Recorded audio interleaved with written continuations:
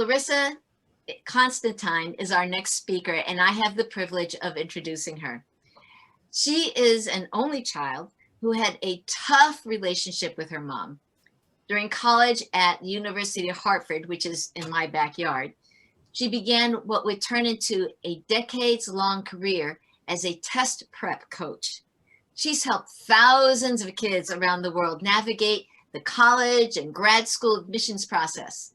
Along the way, she's joked that she sometimes finds herself playing the role of therapist more than tutor, helping kids manage the stresses of life. But no matter how many young adults she helped, she longed for a closer, more intimate relationship with her own mother. Unfortunately, that didn't come to pass before her mom passed in November 2019.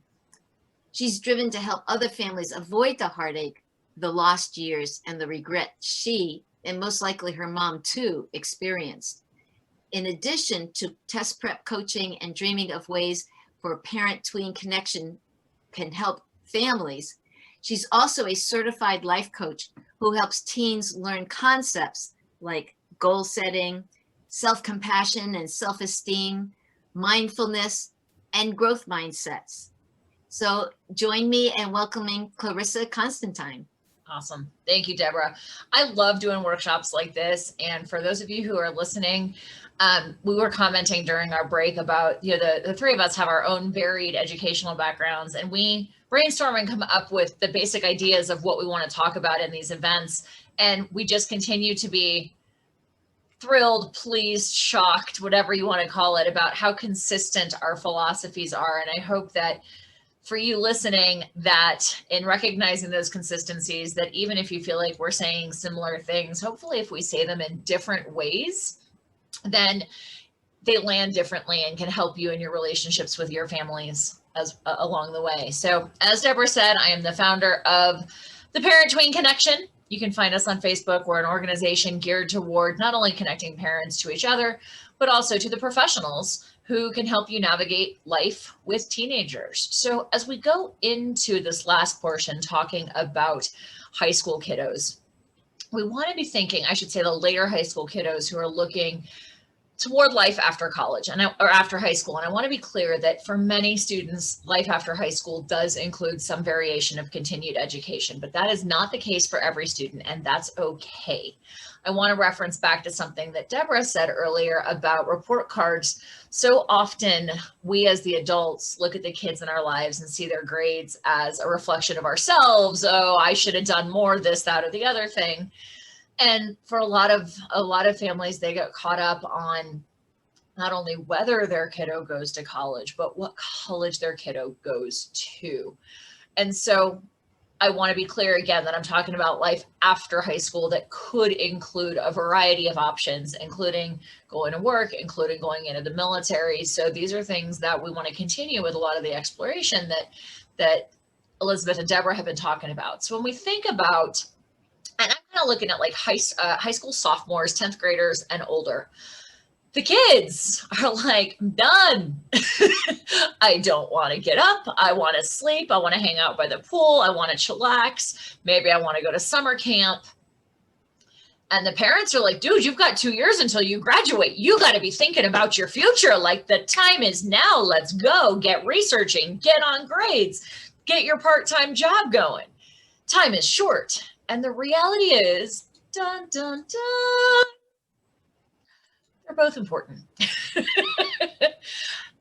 I don't know why or how, as a society, we've gotten to a place, even as adults for ourselves, that work is where it's at.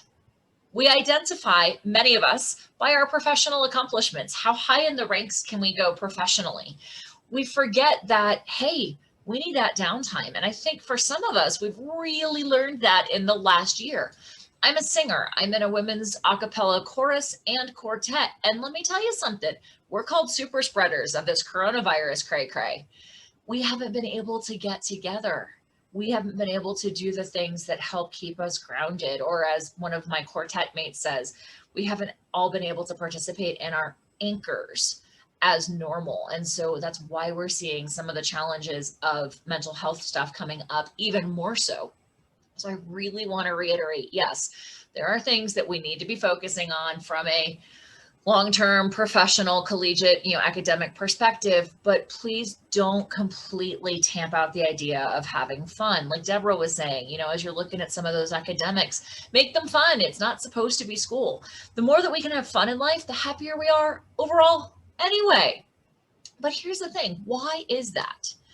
So there's an old parable about two lumberjacks who go into the woods trying to fell trees. And one of them just goes in and just wails on the trees and swings and swings and swings and swings and swings and swings and swings. And the second lumberjack periodically sits down and he has a snack and he breathes and he sharpens his axe. And at the end of the day, if you had to take a guess about which lumberjack actually cuts down more trees, if you guessed it's the second one, you would be correct, because he took the time to step away from the pushing. And I will acknowledge that in my sharing this story with you, there is absolutely an aspect of the pot calling the kettle black, because I am among the most workaholic of workaholics. And I am finally in my 40s learning to take time away. And wouldn't you know, I've really made that more of a focus in my life in the last couple of months. Even during coronavirus, I still was a crazy workaholic. But the last few months, I've really been working to take that time away, take that downtime, really focus on my creativity, really focus on my inner self, as it were. And holy cow, things are moving so much more smoothly.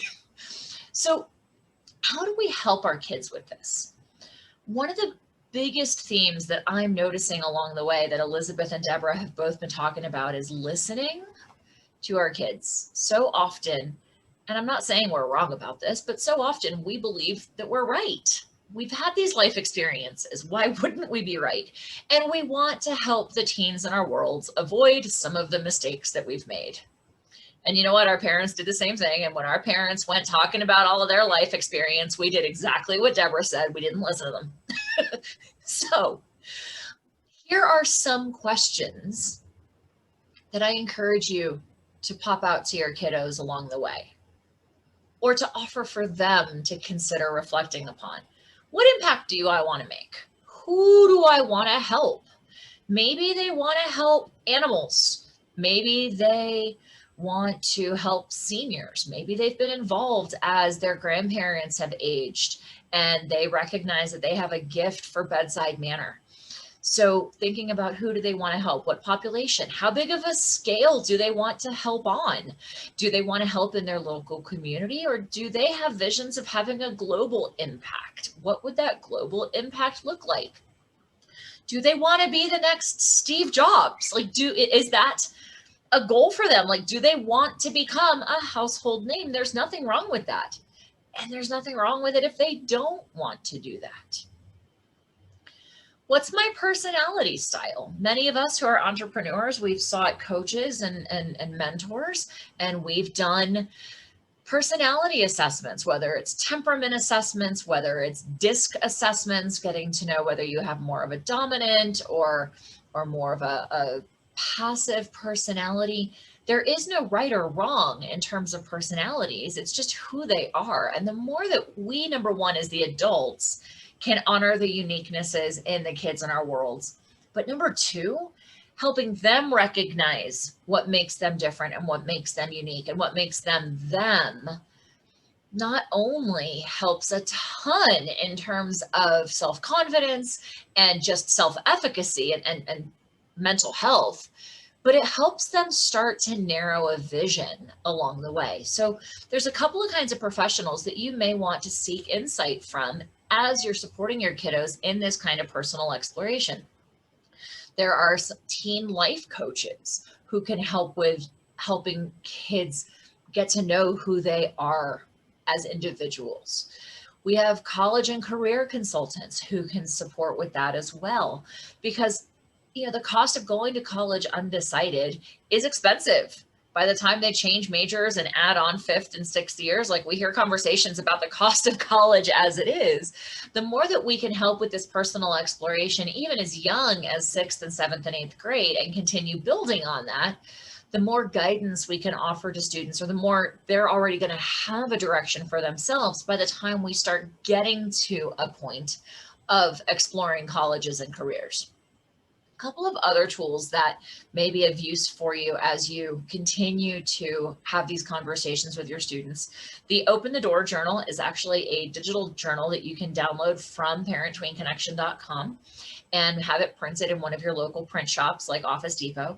And it's designed to be a parent and teen journal. So there's questions, there's 2 pages. It's the same question on both, but it's designed so that the teen can answer one and the parent can answer one in their own time, in their own space. And what we found for a lot of students is by having the opportunity to process their own thoughts and write them down without the adults responding can be incredibly powerful. But this also speaks to what Elizabeth was saying earlier about documenting what this last year has been like. It gives you almost like a memory book, almost like a time capsule of your experiences as a parent and teenager over time. So having a written journal between the 2 of you of some kind can be helpful. I also absolutely love the Grateful Deck. I use this in with sessions with my students and my clients, and it's just literally like a pack of cards that can really get some fantastic conversations going. How did you meet your best friend? If you could put an end to one problem in this world, what would it be and why? There's another way of saying, what impact do I want to have?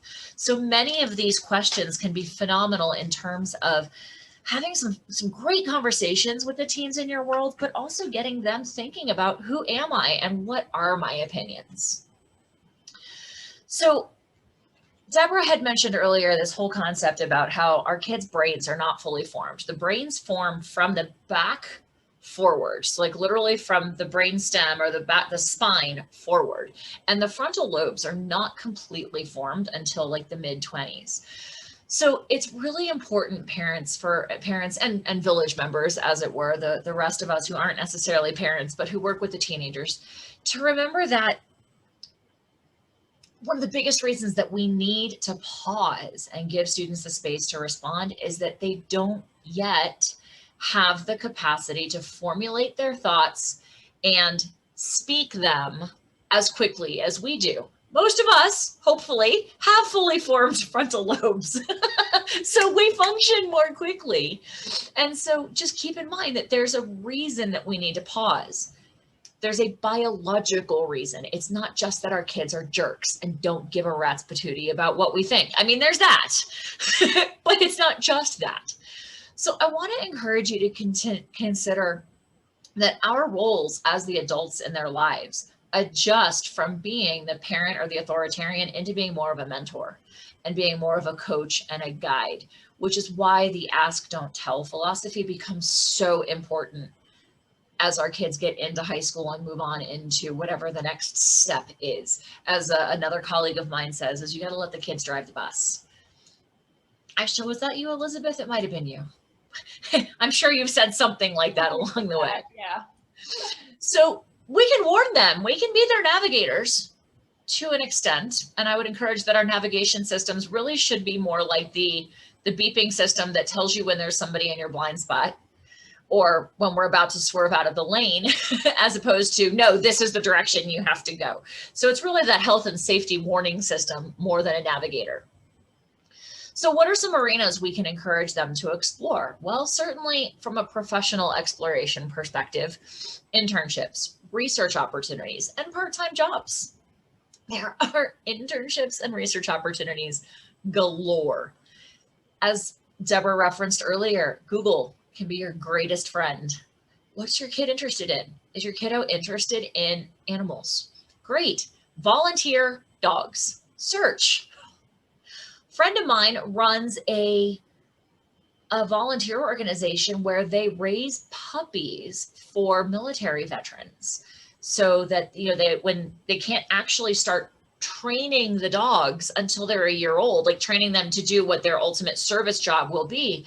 So they need volunteers to raise the puppies from the time that they wean the puppies from the moms until they're able to actually put them into their full training, which is about a year.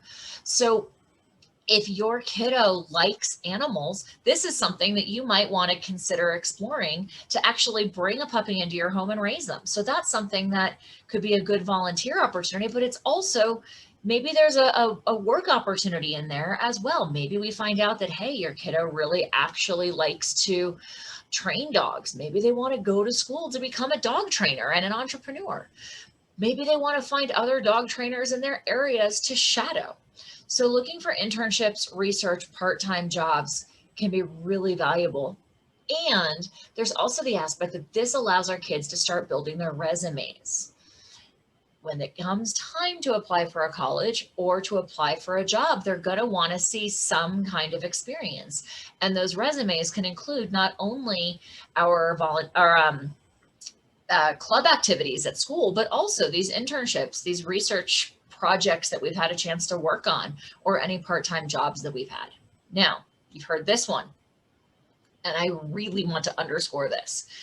Sophomore year, most kids are in that 15, 16-year-old range, which is when they're actually able to start working and earning money. I cannot encourage you enough to introduce your kiddo to a financial planner.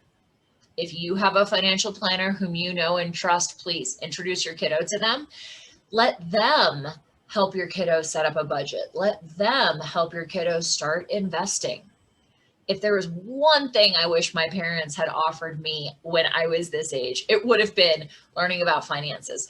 Learn how credit cards work. Learn how credit scores work. And why is this important? If you want to be able to buy a car or a house, how does credit score impact that? So you'll notice I've referenced a couple of other professionals. I think it's really important to remember for you as the parents and the adults in these kids' lives, you're not alone. There are teams and teams and teams of us, of professionals who are here, and our businesses are to support you in navigating this. So maybe you're going, wow, I wish I was better at finances. I feel like I'm the last person who should be teaching my kids about finances. That's fine. Hire somebody, bring somebody in. Find resources that are out there. There's a lot of resources out there. And if you don't have a great financial planner, I am more than happy to introduce you to her. All right, so we've talked about some of the job experience type things that we can use, again, for some pay, but also I really want to emphasize this personal exploration. Community college, do you notice a theme? We're all educators. Obviously, education is something that we're going to continue to encourage for a couple of reasons. When we're in the later high school years, number one, we're going to talk about test prep here, SATs and ACTs in a little bit, which is something to consider sophomore, junior-ish years. We have summertime class or summertime tests that are offered. And I will tell you time and time again, the kiddos that I support in their test prep journeys over the summertime, for the ones who take a summer class and keep their brains engaged, they do way better ultimately in their test preparation and their test scores versus the ones who don't and whose brains just like turn off. So there's a balance. Yes, have fun. Yes, regenerate, and don't just throw the baby out with the bathwater, so to speak. Plus, there's also the consideration that if we're starting to take classes at a community college, there may be some transfer opportunities in terms of credit. So if your kids earn credit while they're taking the classes at the community colleges, those may transfer in once they decide where they want to go. Community college classes are also a phenomenally cost-effective way for kids to dabble their toes in new topics, new arenas that they've never explored.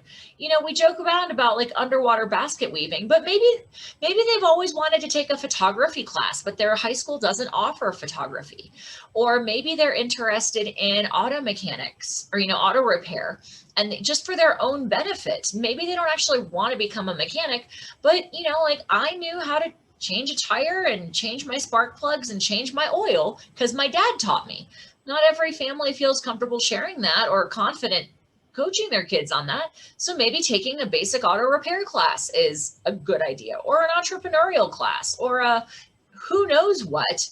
It's a great, again, inexpensive way for them to explore.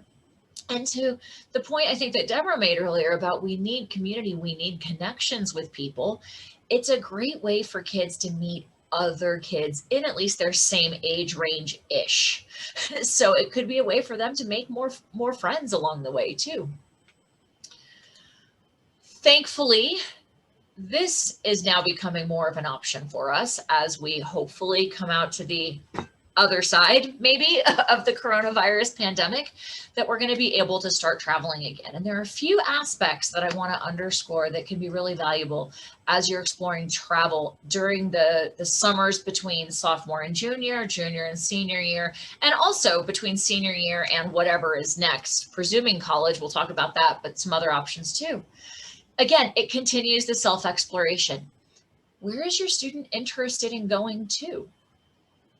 What, when they studied world history or US history, what things fascinated them? US history, the US is maybe a little bit easier to get to than perhaps other parts of the world, but maybe if your kiddo is fascinated by the Civil War, well, here in Colorado, we don't have a lot of Civil War history.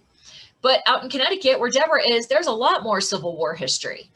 Or it's easier to get from Connecticut down to Maryland and Virginia and North Carolina and South Carolina, where there's an abundance of Civil War history.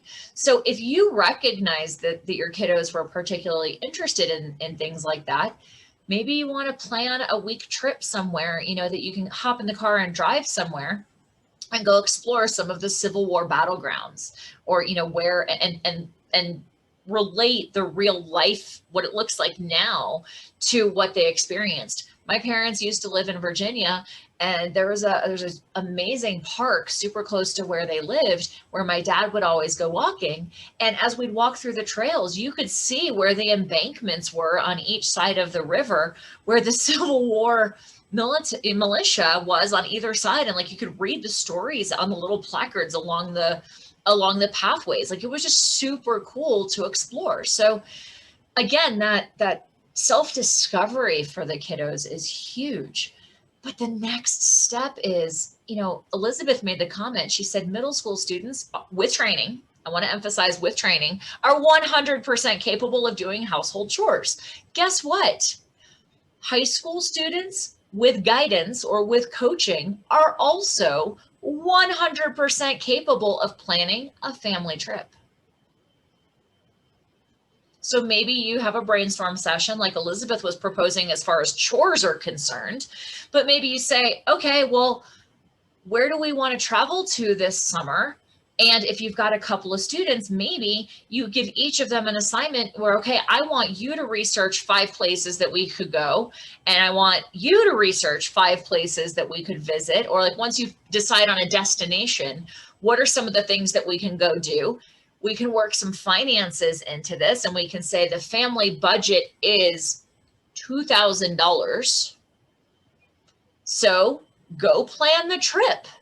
Now, obviously, you're probably not going to give them the credit card to book everything before you chat with them about it, but let them work on it.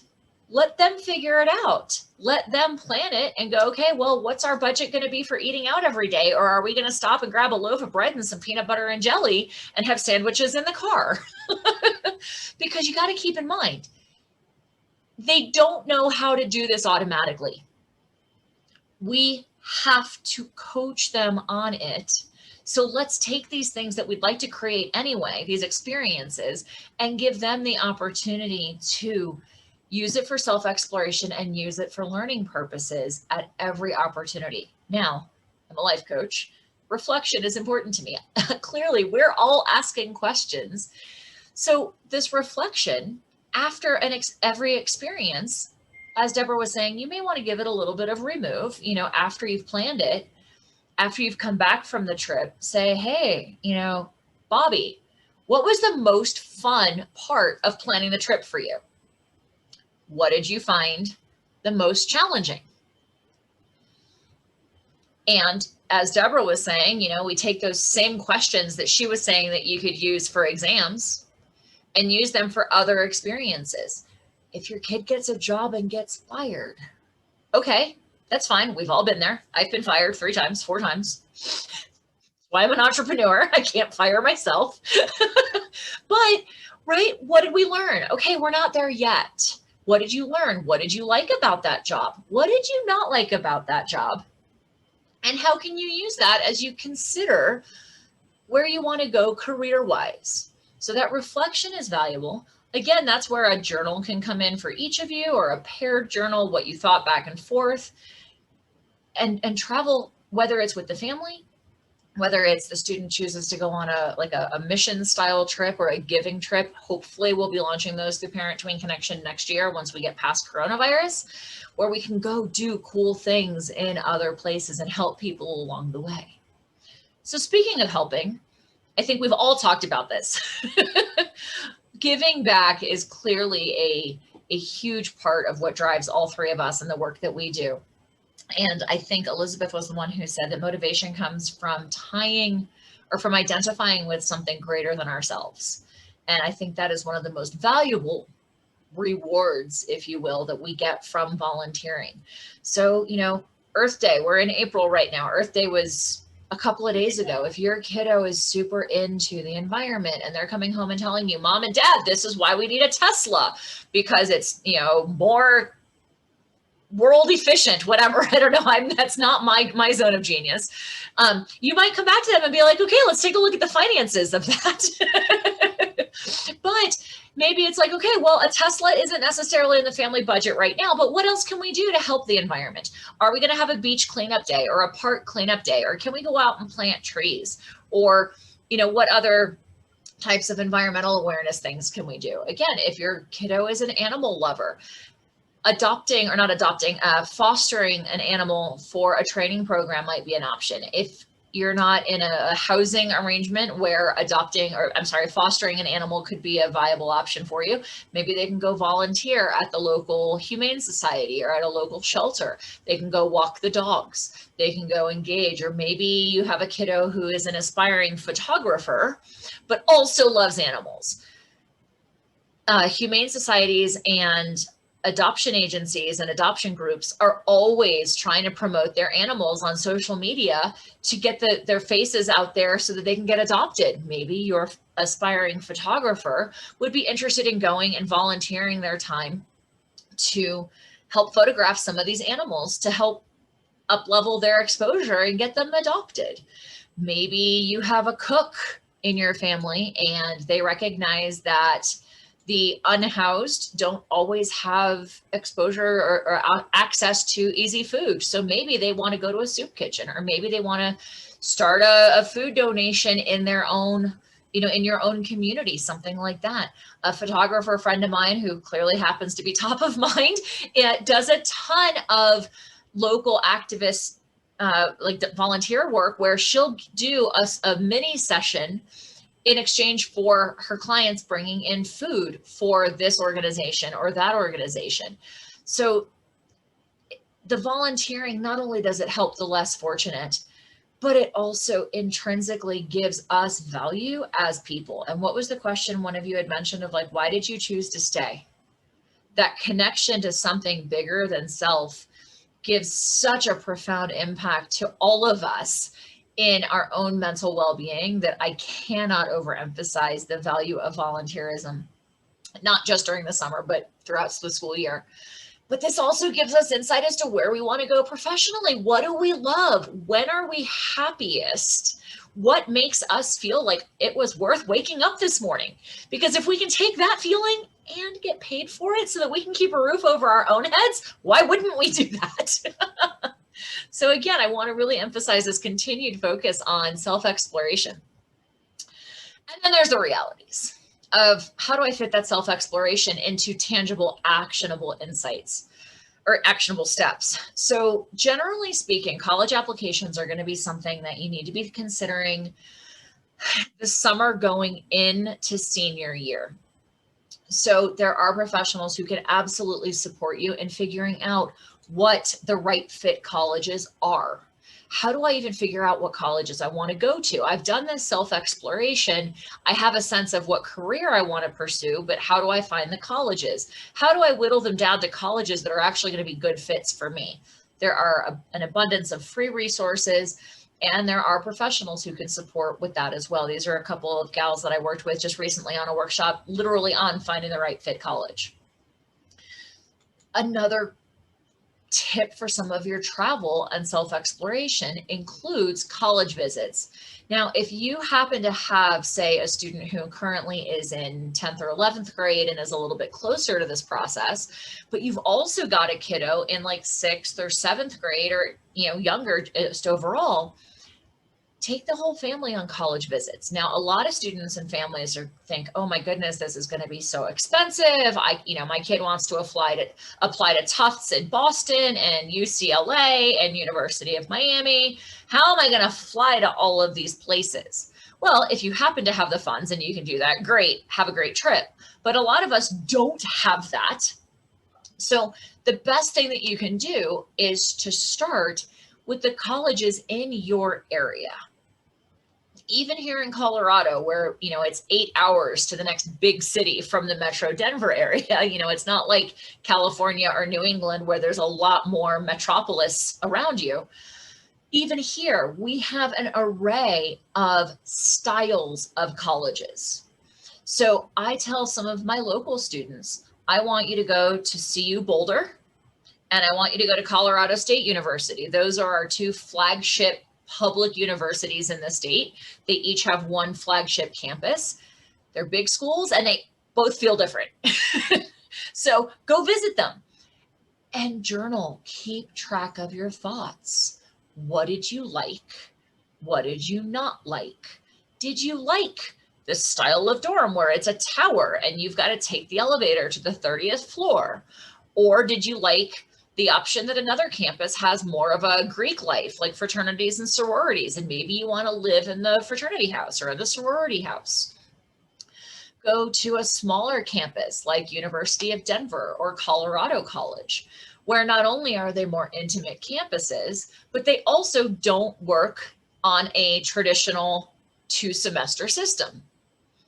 Colorado College, for example, works on a system where you deep dive into 2 classes for 6 weeks. And then you deep dive into another 2 classes for 6 weeks. This goes back to those questions that we had at the beginning, the self-exploration. Which do I like better? Would I rather have 4 or 5 classes that I'm exploring a little bit less deeply, but over a more extended period? Or am I the kind of learner who does better when I've only got a couple of things to focus on at once? Neither one is right, neither one is wrong. They're just different. And explore those things. And to the adults, ask the questions and then and listen. Let them formulate their own thoughts. Keep in mind, again, this is a growing skill for them in terms of establishing their own thoughts about things and not just taking what we say and thinking it's right for them, or taking what we say and thinking it's wrong for them because we said it. So use those college visits, even in your local area, to evaluate what styles of things do you like? What styles of cafeteria do you like? Do you like a campus that's more urban and like in the middle of New York City? Or would you prefer something that's more clearly defined? So that it's like, hey, I'm going on to campus and I know I'm on campus, not across the street from like the local police station necessarily. So those college visits can start as early as like 7th, 8th, 9th grade, just to explore and see what you're interested in. If you are, if your kiddo is at the age at this point that you are more seriously considering which schools to apply to and or which schools to attend, you can absolutely sign up for college tours. If you are going to travel to a specific school, especially if there's a significant cost involved, make sure that you work to set up appointments with professors that the student might get the opportunity to work with. Make sure that I would encourage you to see if there's an opportunity for your kiddo to stay on campus for a night. see what it feels like. You know, they're going to be there in a year anyway. I mean, give them a chance to stay there for a night. Get into the buildings, get into, you know, I just had lunch with a friend of mine yesterday whose daughter is going off to college this fall, and she's looking at being in marching band. And the kiddo didn't even realize that you have to audition for marching band every year. Mom found that out. Kid didn't think about that. She thought, well, once I'm in, I'm in. Well, go look at the marching band facilities, see if you can talk to the band director, see what it's actually going to feel like on campus. And of course, to get there, this is my background in the test prep world. I actually just did a workshop a couple of weeks ago with 2 of our college admissions professionals. We were talking about the differences or how things are changing now, given that, especially with the pandemic, SATs and ACTs are being less commonly, quote unquote, required. We did have an entire conversation about this. Test prep is still a thing. The tests are still happening. My biggest brief point is check with the schools that you're applying to and find out what they're looking for, not only in terms of do they need the tests for admissions, but what are the requirements as far as the tests are concerned relative to scholarships and merit-based aid. One of the things that we've seen a lot in the last year is that colleges are saying, oh, you don't need the test scores, we're going test blind, except all of their scholarships are, I can't say all, many of the scholarships are still based on test scores. To the extent that one of the college admissions professionals I know at one point said that she felt that the colleges were actually being predatory in their messaging. So ask, and more importantly, have your students ask. This is their journey. This is their responsibility. They need to take agency. They need to take ownership. To that extent, I always recommend that kids have scores that they're happy with by the end of junior year if they're applying places that need the scores.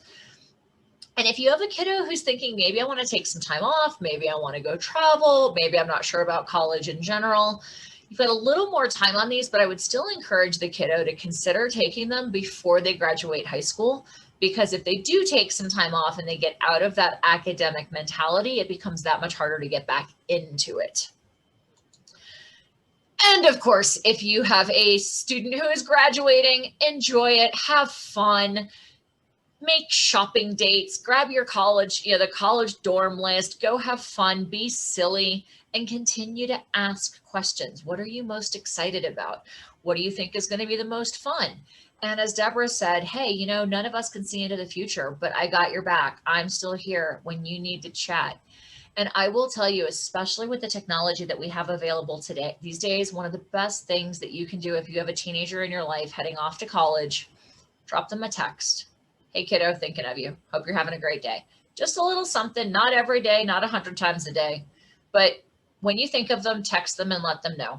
Because as much as they're raring to go and off and doing their thing, they still need to know that we've got their backs. So that's an easy way to do it. So I think Elizabeth and Deborah both mentioned this. Set goals at the beginning of the summer of what are our expectations. Deborah referred to them as the negotiables and the non-negotiables. Set goals. And remember, you're a mentor. You're I don't want to say the boss, but think about it in a work environment, right? Your boss isn't breathing down your neck telling you every single thing that you need to do every single minute of every single day. Your boss says, hey, here's the goals we need to hit. Go do your job. I trust you to do your job. Consider that kind of an approach. Hey, here are the goals. You need to have a college list by the end of the summer. And as you're setting those goals, you may want to consider asking how frequently and how would you like to check in on these? That way they know when you're going to be checking in and you're not a nag. It gives you a guideline as to how frequently you've agreed that you can check in. Maybe it's once a week. Maybe it's once every 2 weeks. Maybe it's, hey, this piece needs to get done before you go to Italy for 2 weeks, and then we'll pick up these other pieces when you get back. But help create a framework for them to work within. It's going to make your life a whole lot easier. You're going to feel way less like the nagging parent, and they're going to hate the idea of a nagging parent a whole lot less because you won't be it as much, hopefully, anyway. So with that, Want to offer that actually the Parent Tween Connection Talks podcast is going live next week, assuming I can get all the editing done this week. A couple of our upcoming professionals, you'll see one that you recognize here, and Deborah and I are getting a date on the calendar, so she'll be on our podcast soon as well. And as a thank you for anyone who's checking this workshop out, we are launching Parent Tween University as well in May, and we are offering 3 months at 50% off for anyone who uses this code. It's $19 a month, $20 a month, so it's 50% off, but it's a great way to get into some coaching that I'm offering on the foundations of connection, as well as exclusive excerpts from our podcast guests. So with that, we're going to go ahead and wrap it up. This is a summary of all the stuff we'd love to offer you if you are listening. And with that, I think we're going to call it a day. So thank you to everybody who joined us, everybody who's listening on the recording. And as a reminder, we have 2 more events coming up this year as part of this series that we are offering. And I'm going to pop back to those dates. We have one in July and then another one in October. And those are all, will be on Facebook as well for the information. And Elizabeth, Deborah, any closing thoughts? I just wanted to say that in July, the one's going to be how to get prepared for getting back into school. So what we've just discussed is how to use the summer to kind of fill in the gaps from this weird school year you just experienced. Mm-hmm. And then in July, what we're going to be talking about is how to get ready for back to school in the big launch. And then in October, we will be discussing how did the first quarter go? Because at that point, everybody should have gotten their first report card by October. And then we'll be talking about how to use that information to make the rest of the year strong. Cool. All right. Thanks so much, ladies. I love how consistent our message was. And I would say like the big major takeaway is engage your kids in the thinking, listen more than you talk, listen to what they have to say, and be their guide and their mentor, not just the person who's always shaking a finger at them. Indeed. All right. Well, with that, everybody have a fantastic summer, and we'll see you in July.